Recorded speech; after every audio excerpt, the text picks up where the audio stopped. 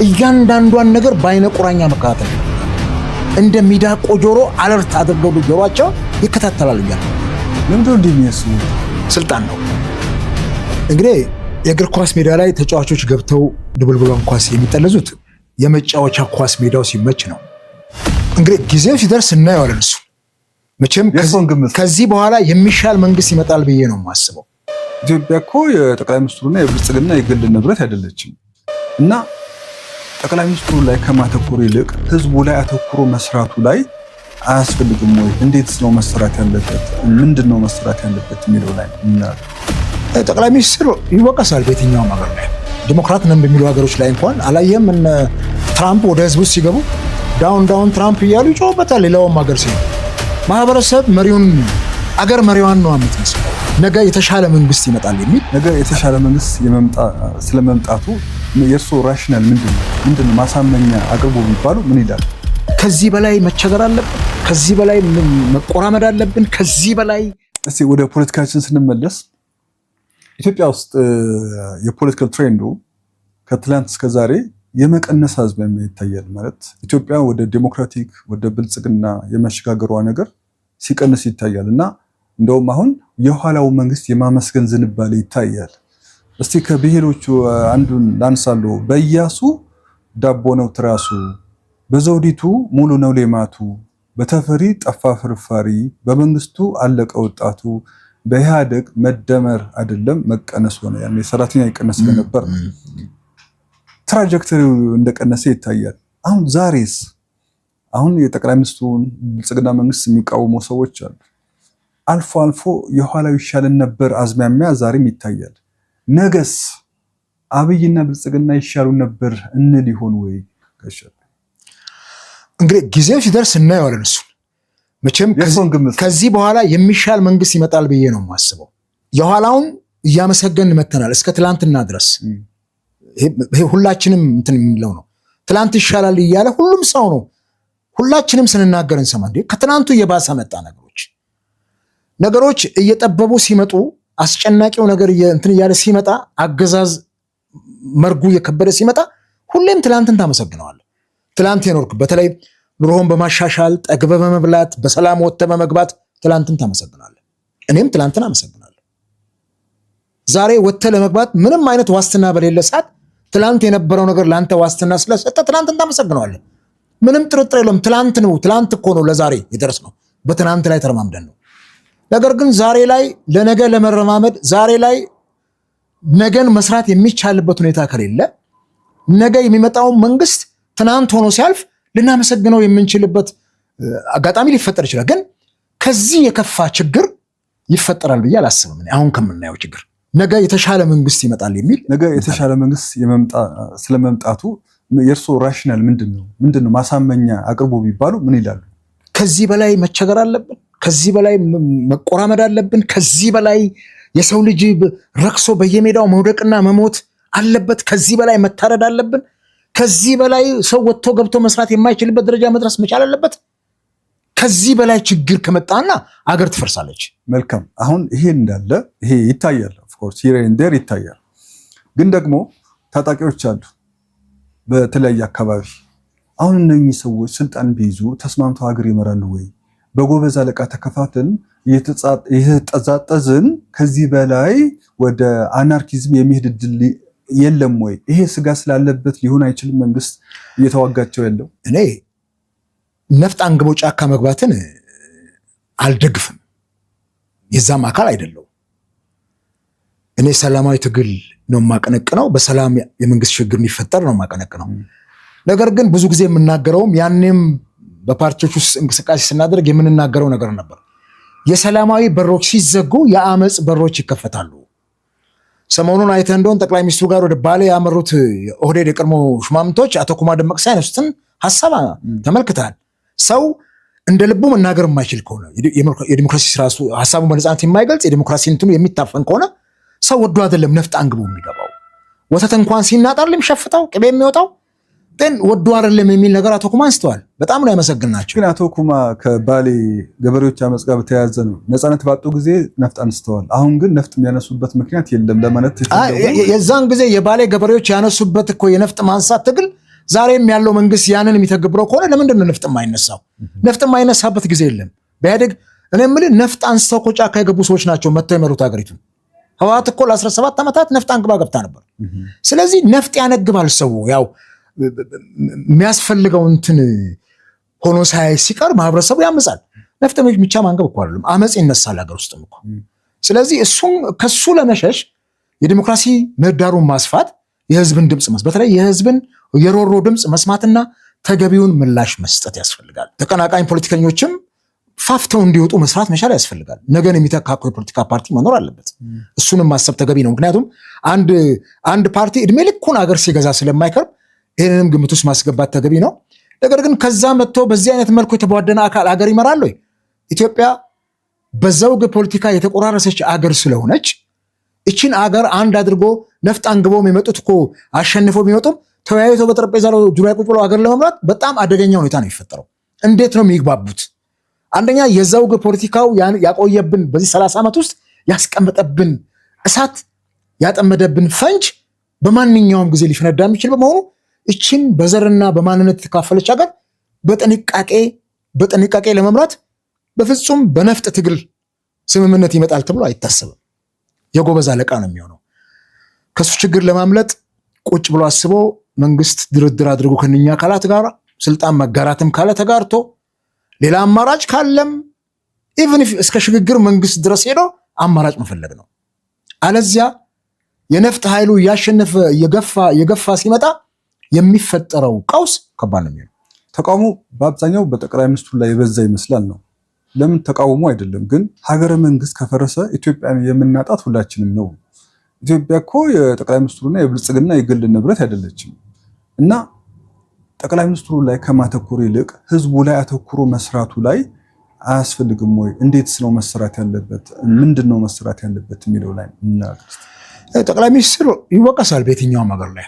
ዲሞክራት ነን በሚሉ ሀገሮች ላይ እንኳን አላየም? እነ ትራምፕ ወደ ህዝቡ ሲገቡ ዳውን ትራምፕ እያሉ ይጮህበታል። ሌላውም ሀገር ሲሄዱ ማህበረሰብ አገር መሪዋን ነው የምትመስለው። አገሯን መሪዋን ትመስላለች። መሪዋ ሲሰክን ትሰክናለች። መሪዋ ደግሞ ሲያብድ ጨርቋን ጥላ ታብዳለች። አገር መሪዋን ነው የምትመስለው የምንለው ምክንያቱም አንተ ቤተሰብ አንተን ነው የሚመስሉት፣ የኔ ቤተሰብ እኔን ነው የሚመስሉት።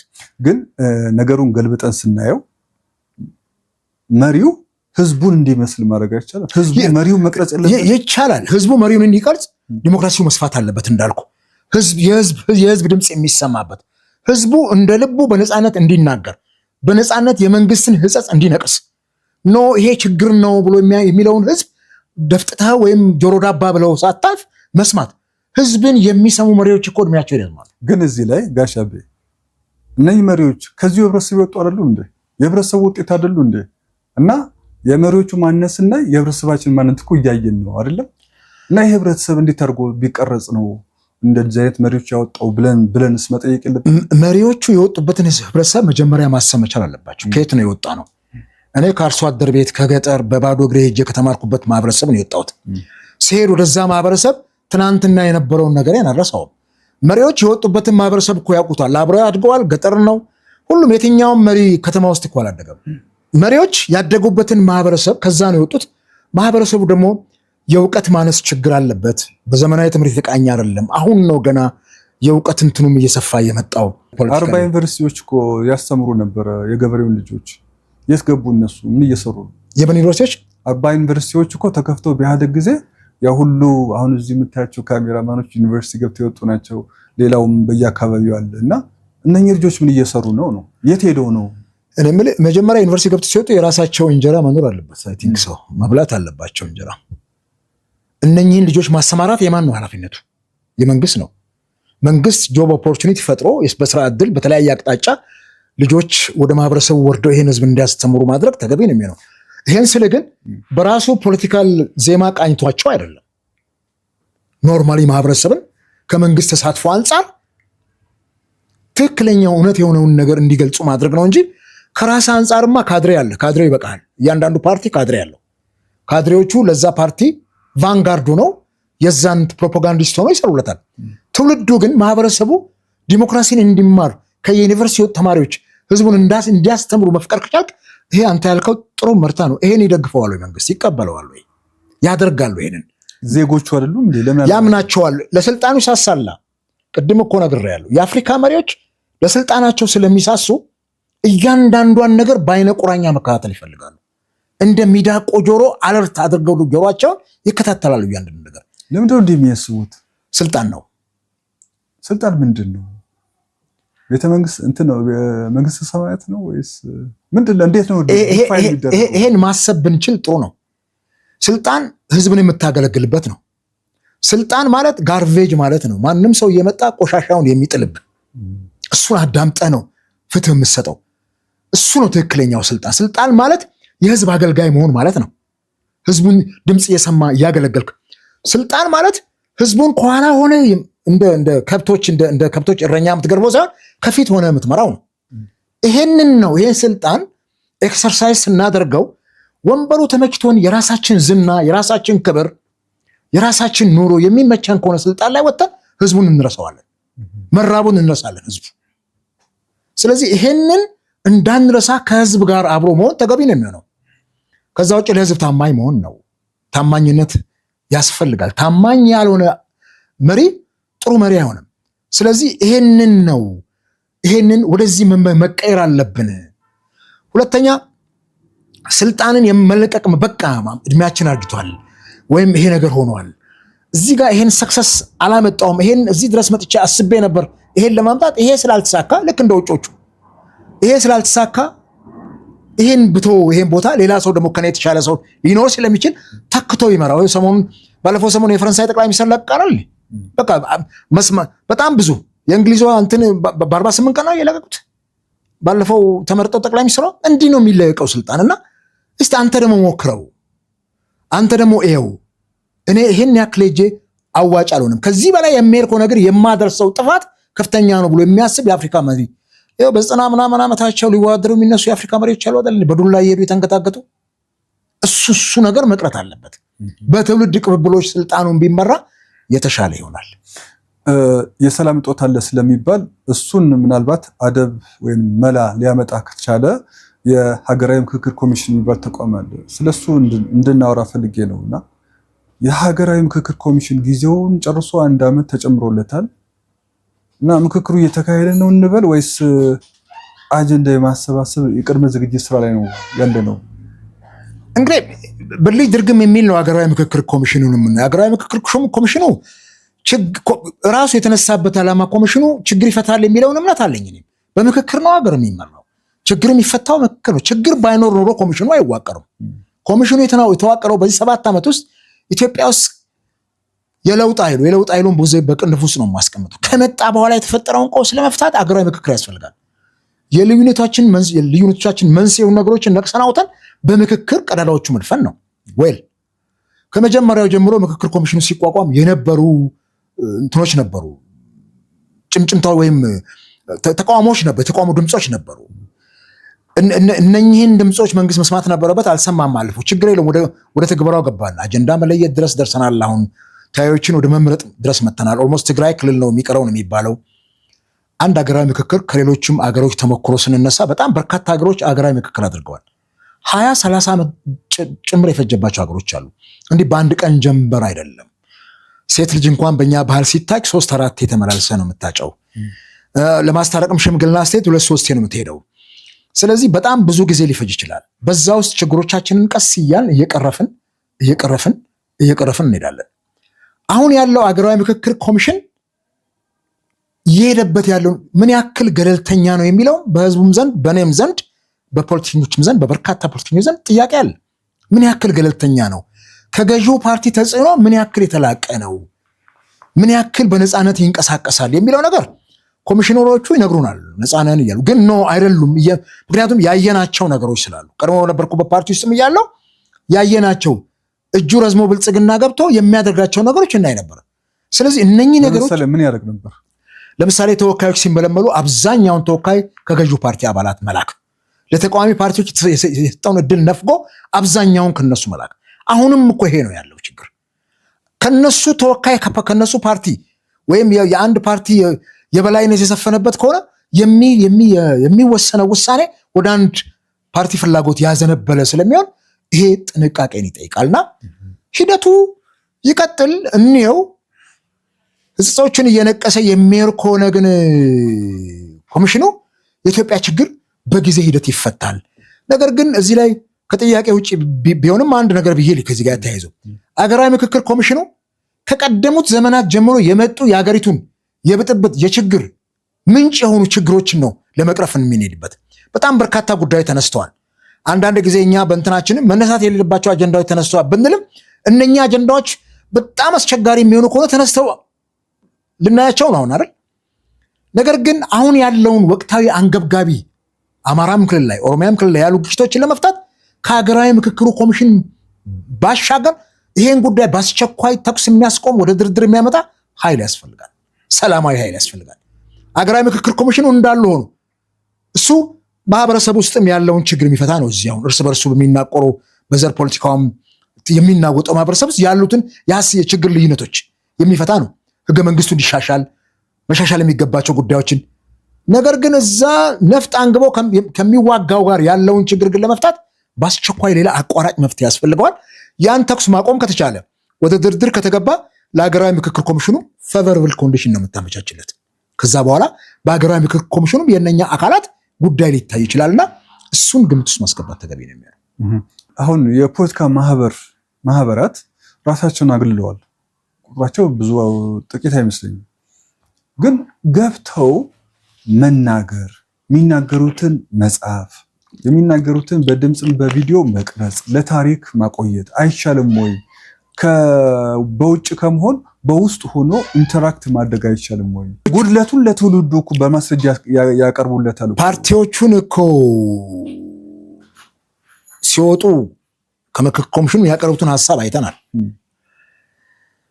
ኤኒዌይ ከሽምግልና ባይወጣ ጥሩ ነው። ነገር ግን የተቀመጡ ቅድመ ሁኔታዎች ደግሞ ካልተመቻቹና የማያስኬድ ከሆነ እዛ ውስጥ ገብተን የታሪክ ተወቃሽ አንሆንም። አንተ የምትለው እዛ ውስጥ ገብተው ለትውልዱ ቢያስቀምጡ ትውልዱ በሚቀጥለው መጥቶ ቢፈርድ ነው። የዚህ አካል መሆን አንፈልግም። አካሄዱ ልክ አይደለም እያል አጀማመሩ ልክ አይደለም እያል እዚህ ውስጥ ተገብቷል። ድምፃችን ኢምንትን ብትሆን መነሳት መከበር ነበረባት።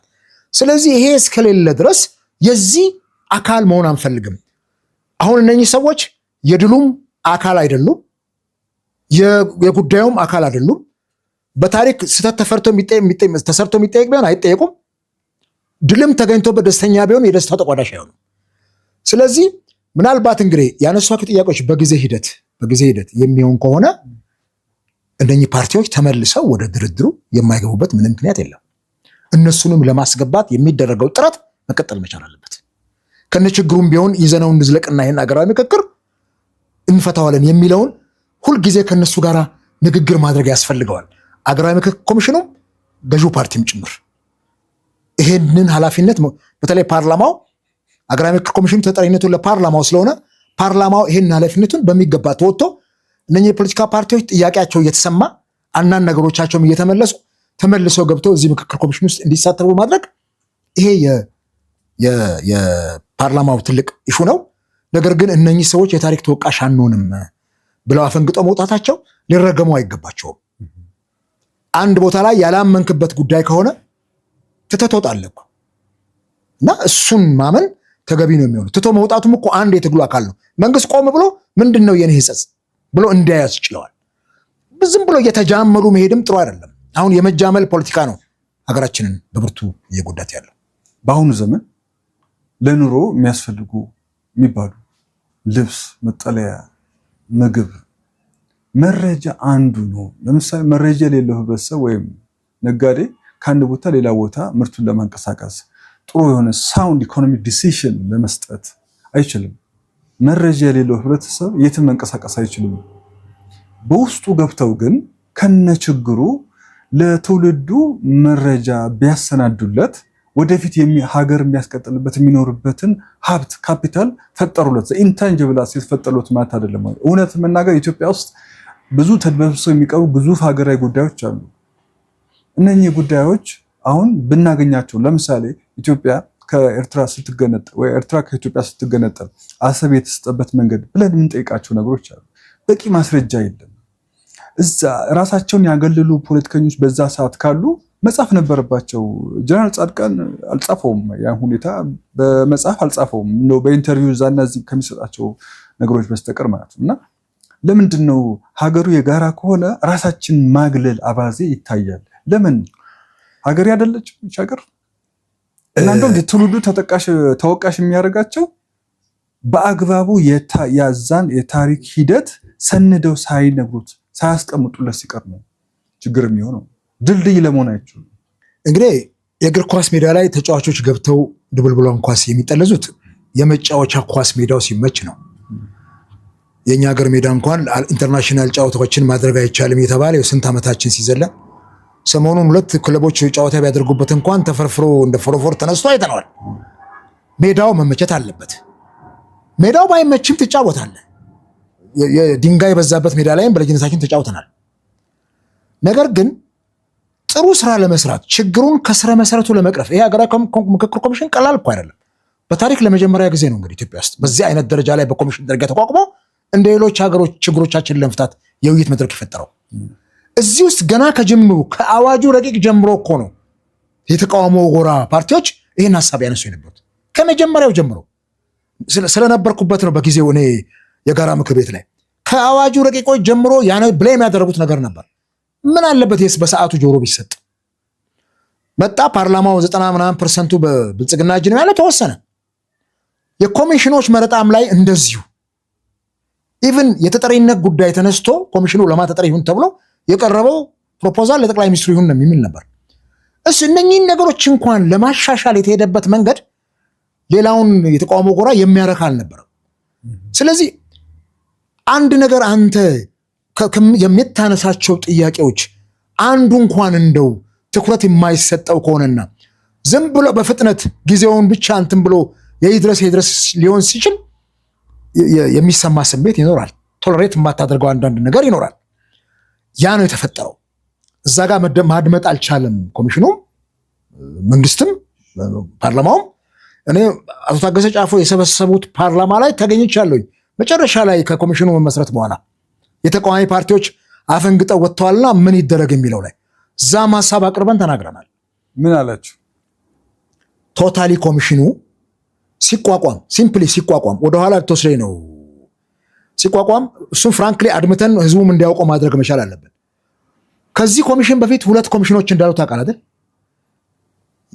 የወሰንና የማንነት ኮሚሽንና የሰላም ኮሚሽን። ሁለቱም ኮሚሽን ውስጥ 2 የዜማ አመራሮች አንዳንድ ነበሩበት። እነኚህ 2 ኮሚሽኖች 2 ነው 3 ዓመት ተንቀሳቅሰዋል። በተለይ የወሰንና የማንነት ኮሚሽን ዛሬ ለሀገራችን ፖለቲካ ትልቅ ችግር የሆነው እሱ ነው። ማንነትና ወሰን ለነኚህ ችግር ይቀርፋል የተባለው ኮሚሽን በአዋጅ ተቋቁሞ ፓርላማ ውስጥ ሲፈርስ ግን ውጤቱ ለህዝብ ሳይገለጽ በጓሮ በር ነው የፈረሰው። ፓርላማ የፈረሰው። ለምሳሌ አንድ ጥያቄ ያቀረብኩት ለክቡር አፈጉባኤ ይህን ነበር። ለምንድን ነው ለህዝብ ስታፈርሷቸው ምንድን ነው ውጤቱ? የዛን ጊዜ አሁን ያሉት የአገራዊ ምክክር ኮሚሽን ኮሚሽነር ፕሮፌሰር መስፍን አርአያ የዛን ጊዜ የዛ ኮሚሽን አባል ነበሩ።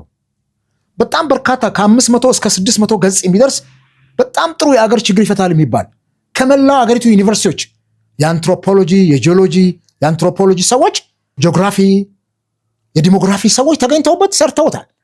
ይሄንን ወደ ተግባር ሳይለወጥና ለዚህኛው እርሾ ሳይሆን ተበትኗል። እንደገና ደግሞ አዲስ ሌላ ኮሚሽን አቋቋመ።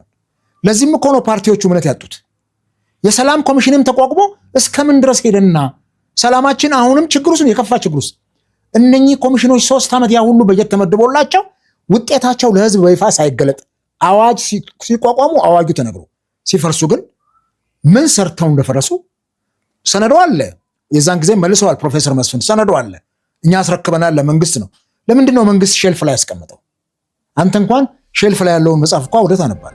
ለምንድን ነው ያስቀምጠው መንግስት ሼልፍ ላይ? እነኛ ችግር የሚፈታ ነገር አልነበረባቸውም? ይሄ እርሾ ይሆን ነበር ለአሁኑ። እዛም የተናገር እርሾ ይሆን ነበር ለአሁን ላለው አገራዊ ምክክር ኮሚሽን እርሾ ይሆን ነበረ። በእርሾ እኮ ነው ሊጥ የሚልኩ።